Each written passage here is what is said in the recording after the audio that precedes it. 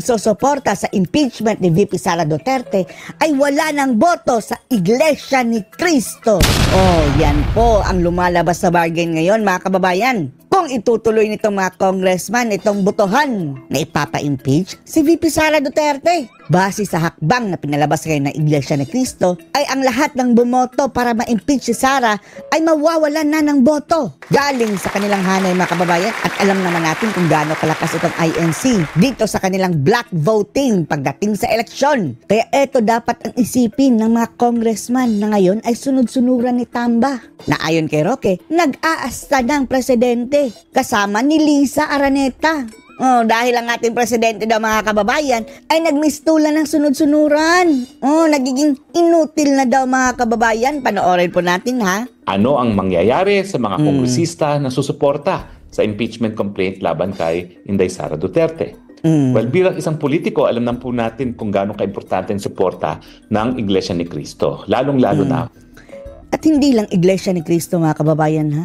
Tayong mga solid Duterte supporter na mas marami din, mga kababayan. Lahat ng boboto ng yes para sa impeachment ni Sara, 0 vote. Kaya, mga kababayan, ngayong darating na halalan, itanong nyo sa inyong mga kandidato dyan. Lalong-lalo na sa inyong congressman na, Congressman, isa ka ba sa mga susuporta sa pagpapatalsik kay VP Sara? Pag sasabihin niyang yes, mga kababayan, X ka na agad. Oh. Wala kang boto sa amin, animal ka, putragis. Oh, yan. Ganyan nyo talaga, mga kababayan. Tanungin nyo. Sa mga tumatakbong kongresista. Kasi alam nyo, yung lamang ng kongresista sa distrito, kakaunti lang yan. At minsan, yung kaunting lamang na yan, ay nakadepende dun sa numero ng mga miyembro ng Iglesia ni Cristo. Good. Ngayon, magsasanib puwersa pang iba't ibang simbahan. So, kapag nagsabi rin iba't ibang simbahan na i-boycott ang lahat ng sumuporta sa impeachment ni Inday Sara, ibig sabihin, matatalo ang mga kongresistang yan. Buti nga. Kongresista, sana nga, mga kababayan, dahil may posisyon na po ang INC, mga kababayan, saka pa ba sa impeachment? Ang problema, kinakailangan kasi kung gusto nilang i-fast track, pipirma sila sa isang impeachment resolution.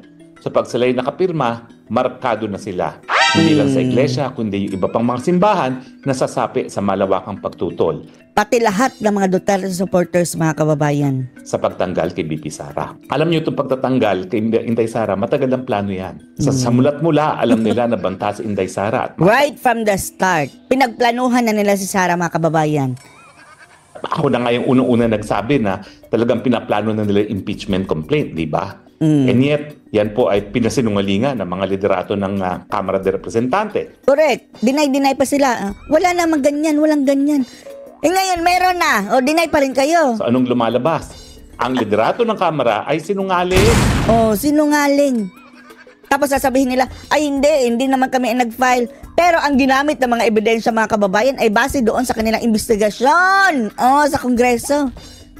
Sa mula talagang kinakailangan tanggalin nila yung pinakamalaking banta sa kanilang plano na Marcos forever. At hindi lang yan kanilang plano, no? Pag natanggal na si VP Sara at wala na talagang banta para maging presidente. Oh, kapag natanggal na si VP Sara, mga kababayan, wala na tayong pag-asa. Kung gusto nyo mag-people power, bahala na kayo. Mga dilawan, etong mga nagpabudol na naman, mga kababayan, pati mga makakaliwang grupo, mga kababayan, na nagpabudol kay Ngag-Ngag. O pag wala ng mga Duterte, mga kababayan, kalaban na naman yan sila. Pag hihingi kayo ng tulong sa amin, bahala na kayo sa buhay nyo. Dahil kung mai-impeach si Sara Duterte, mga kababayan, tapos sa ang kanyang political career. Para saan patlalaban kami, bahala kayo sa buhay nyo. Para mailuklok nyo sino? Si Renato Babalu? O si Natulfo? O bahala na kayo sa buhay nyo. Kami naman ang kukuha ng popcorn at manunood sa inyong awayan dyan, mga bangag na away. Isusulong po nila ang charter change. Bakit? Kasi baka maya-maya, meron na namang ibang malakas na kandidato para masigurado na si Tambaluslos ay maging pinuno ng ating gobyerno matapos ang Marcos Jr. So yan po ang kanilang playbook. Kaya lang, nasira ang playbook nila. Dahil sa Iglesia ni Cristo. Good job, INC. Ay, na Iglesia ni Cristo, na dati-rati naman talaga, ay supporter ng mga Marcos, ay magpapatawag na malawakang rally na susuportahan si Vice President at tututulan ang pag-impeach kay VP Sara. Tapos yung leak na sinabi ni Maharlika doon sa fellowship ng mga bangag sa Malacanang, sinabi daw ni allegedly ni Madam Liza Araneta Marcos. Based ito sa leak ni Maharlika ha. Nasabi daw ni Admiral na, ay madali lang naman niyang INC eh. Sungal-ngalan lang daw mga kababayan ng datong. God. Kaya nga ba? Ang yaman-yaman ng INC eh. Kaya pa yung sungal-ngalan ng datong? Kung tatahimik man ng INC mga kababayan at hindi itutuloy ang kanilang rally, isa lang ang ibig sabihin yan. Baka binudol. Sinabihan, sige, hindi na namin itutuloy pero later on itutuloy pa rin. Humanda kayo. Kapag binasag nyo na naman yung trust ng INC, goodbye kayong mga bangag kayo at lahat ng mga nag-a-associate dyan kay bangag mga kababayan ng bagoong Pilipinas. Pero pansinin niyo po ha, ang sinasabi ng Iglesia ni Cristo, sinusuportahan nila yung panawagan ni BBM na huwag i-impeach in the... Yung budol ni BBM, sinabi ng INC, sige, bubudulin nyo pala kami ha. Gagamitin natin yung budol mo para sa aming rally. Si Sarah. So sabi nga, wika nga sa English, they're calling the bluff from BBM. Siyempre sinasabi, Hindi kasi poker face si BBM eh. Tensyonado mga kababayan. Nung sinabi niya yung bluff na iyon. Alam natin tensyonado eh. Anong indicator mga kababayan na tense na si BBM? Ngiwi yung ganyan. sabi niya, ayaw niya ma-impeach si Inday Sara. Pero tignan niyo naman, anong ginagawa na... Di ba? Kinabukasan ba o 2 days after? Meron ng impeachment.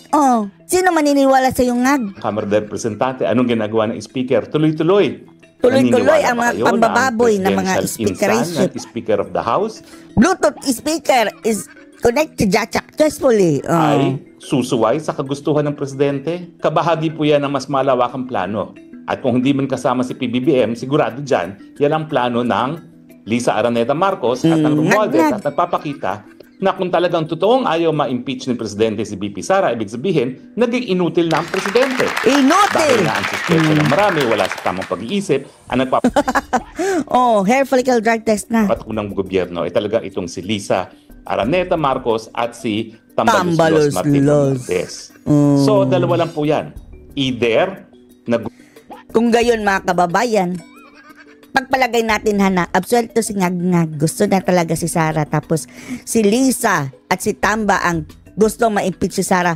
Ang lumalabas ngayon mga kababayan ay Iglesia ni Cristo versus Tamba and Liza. Ganyan na ba? Kung sino pa yung mga walang silbi mga kababayan no Liza hindi naman siya binoto ng bayan. Wala pong mandato yung admiral na yan, First Lady.